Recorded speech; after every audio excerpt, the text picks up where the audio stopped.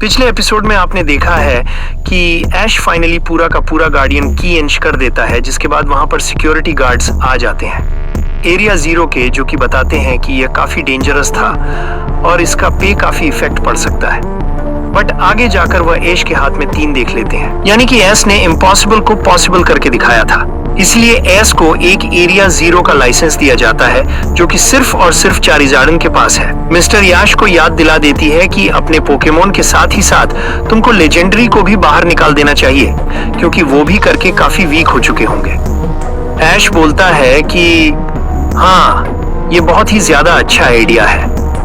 ऐश उन तीनों legendary guardians के पोकेमोन को बाहर निकालता है और बोलता है कि लिथक और हाइड्रोनियन और एरोड्रेक बाहर आ जाओ। सालों से एरिया 0 की प्रोटेक्शन करने के बाद पहली बार किसी पोकेमोन ट्रेन ने उनको की एंच किया था, जिसके चलते लेजेंडरी गार्डियंस को काफी अजीब फील होता है। सिक्योरिटी गार्ड इन तीनों पोकेमोन को देखकर पूरी तरह से शॉक हो जाते हैं।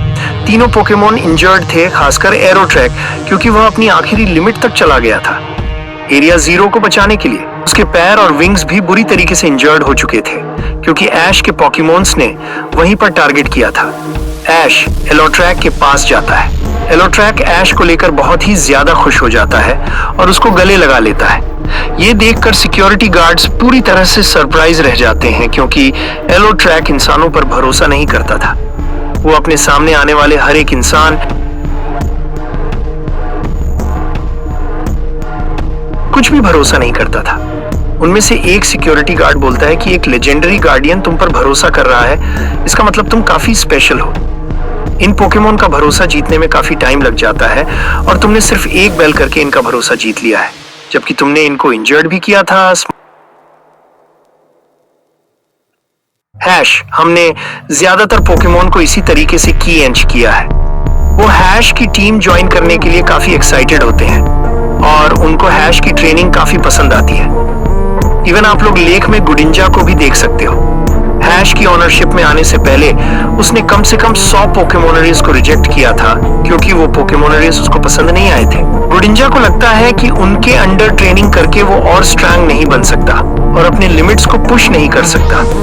आगे जाकर उसको ऐश दिखता है और वो सेंस कर लेता है कि ऐश में कुछ ना कुछ स्पेशल है, इसीलिए वो ऐश की टीम ज्वाइन करने का फैसला करता है। सिक्योरिटी गार्ड बोलता है, क्या इसका मतलब ऐश ने गुडिंजा को नहीं चुना था, बल्कि गुडिंजा ने ऐश को चुना था? सही ना बोलते एग्जैक्टली। उनमें से एक सिक्योरिटी गार्ड बोलता है कि ये तो अनबिलीवेबल है। मैंने आज तक किसी पोकेमोन ट्रे को इस तरह से पोकेमोन की एंच करते हुए नहीं देखा था।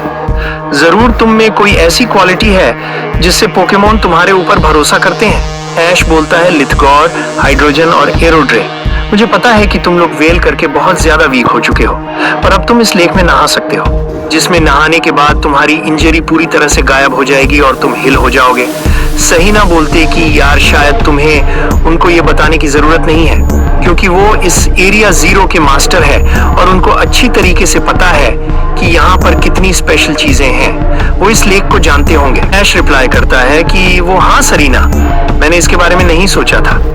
लेजेंडरी गार्डियंस लेक में जंप कर देते हैं और मजे से नहा रहे होते हैं। इसी सिक्योरिटी गार्ड बोलते हैं कि अभी हम एरियाज 0 के सिक्योरिटी गार्ड ने जाना होगा, हम यहाँ पर ज्यादा देर नहीं रुक सकते। ऐश के फ्रेंड सिक्योरिटी गार्ड से हाथ मिलाते हैं, जिसके बाद सिक्योरिटी गार्ड वहां से चले जाते हैं। मिस्टर बोलते हैं कि मुझे लगा था कि यहाँ के सिक्योरिटी गार्ड काफी ज्यादा हार्श होने वाले हैं, बट ये तो काफी अच्छे तरीके से बिहेव करते हैं। बोलता है कि तुम बिल्कुल भी गलत नहीं हो, क्योंकि ये सिक्योरिटी गार्ड सच में हार्श है, बट उन पोकेमोन रहे हैं उस पर जो कि वीक है और उन्हें कोई स्पेशलिटी नहीं है, या फिर उन्होंने कोई भी पोकेमोन लीग या फिर चैंपियनशिप नहीं जीती है। ऐश एक टॉप टियर पोकेमोन टियर बन चुका है और उसको ये इज्जत मिलनी ही थी। सिर्फ हमारे पोकेमोन वर्ल्ड इसी में सरीना बोलती है कि रीजन में तुम्हें एरिया 0 का आईडी कार्ड मिल चुका है। सभी लोग ड्रॉ के बाद हमें एरिया 0 को और भी ज्यादा एक्सप्लोर करना चाहिए। मैं बैट लगा सकती हूँ कि यहाँ पर और भी ज्यादा लेजेंडरी और काफी सारे बड़े बड़े सीक्रेट्स छुपे हुए होंगे। बोलता है कि हाँ, ये बात तो सही है, बट हमें ये भी ध्यान रखना होगा कि हम एरिया 0 में कभी भी आ सकते हैं, पर हम आज के लिए को छुड़वाने में ज्यादा देर नहीं कर सकते हैं। ऐश बोलता है कि हाँ ब्रो, मैं भी बिल्कुल यही सोच रहा था।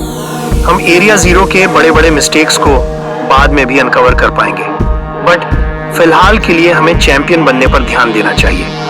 अब मेरे पास तीनों सुपर स्ट्रैंग लेजेंडरी आ चुके हैं और फिर फाइनली वो बैटल होगी जिसके लिए मुझे इतने टाइम से इंतजार था। पोकेमोन वर्ल्ड के सेकंड सबसे स्ट्रॉन्ग ट्रेनर यानी कि एट्रो चैंपियन के अगेंस्ट आगे बढ़ने से पहले पिछले पोकी क्विज के विनर्स ये रहे। एंड आज का क्वेश्चन ये है कि आज का वो कौन सा सबसे पहला फ्लाइंग टेप पोकेमोन था जिसको उसने फर्स्ट स्टेज में कैच किया था। मिस्टी बोलती है बट उसके लिए हमें लाइट 6 के बारे में इंफॉर्मेशन भी लेनी होगी जिसके बाद ही हम वहां पर पहुंच पाएंगे। ऐश बोलता है क्या से बाहर निकलने के बाद हम लाइट्स 6 को ढूंढने में लग जाएंगे। अब ऐश के सारे पोकेमोन सील हो चुके थे और वो एक एक करके लेक से बाहर आ जाते हैं। अब वो पूरी तरह से फिट और फाइन लग रहे थे। सभी को काफी ज्यादा मजा आया था। लेथखोर, एरोड्रेक और हाइड्रोजन सभी काफी फिट लग रहे थे। ऐश बोलता है कि इससे पहले हम आगे बढ़े मैं लेजेंडरी गार्डियंस को अपने पोकेमोन से इंट्रोड्यूस करवाना चाहूंगा ताकि तुम्हें बॉन्डिंग अच्छी हो सके। ऐश के सारे गार्डियंस एक एक करके ऐश के पोकेमोन से मिलते हैं। सबसे पहले वो मिलते हैं सेप्टाइल से। ऐश बोलता है कि मेरा एक पोकेमोन है जिसने किसी मैथिकल पोकेमोन को डिफीट किया है। मुझे आज भी याद है कि किस तरह से इसने पोकेमोन वर्ल्ड के सेकंड सबसे फर्स्ट पोकेमोन यानी कि स्पीड फोम डिऑक्सिस को की एंच कर लिया था। अब लेजेंडरी गार्डियंस मिलते हैं। गुडिंजा से ऐश बोलता है कि एक लॉट ऑफ पोकेमोन वर्ल्ड का पोकेमोन है जो कि बॉन्ड इवॉल्व हो सकता है। मेरे और के बीच का बॉन्ड काफी यूनिक है। इसके बाद लेजेंडरी गार्डियंस मिलते हैं चारिजार्डन। मेरा पहला सुपर स्ट्रॉन्ग पोकेमोन था। इस टाइम पर मेरे पास काफी वीक पोकेमोन हुआ करते थे। नेक्स्ट पार्ट जल्द आएगा।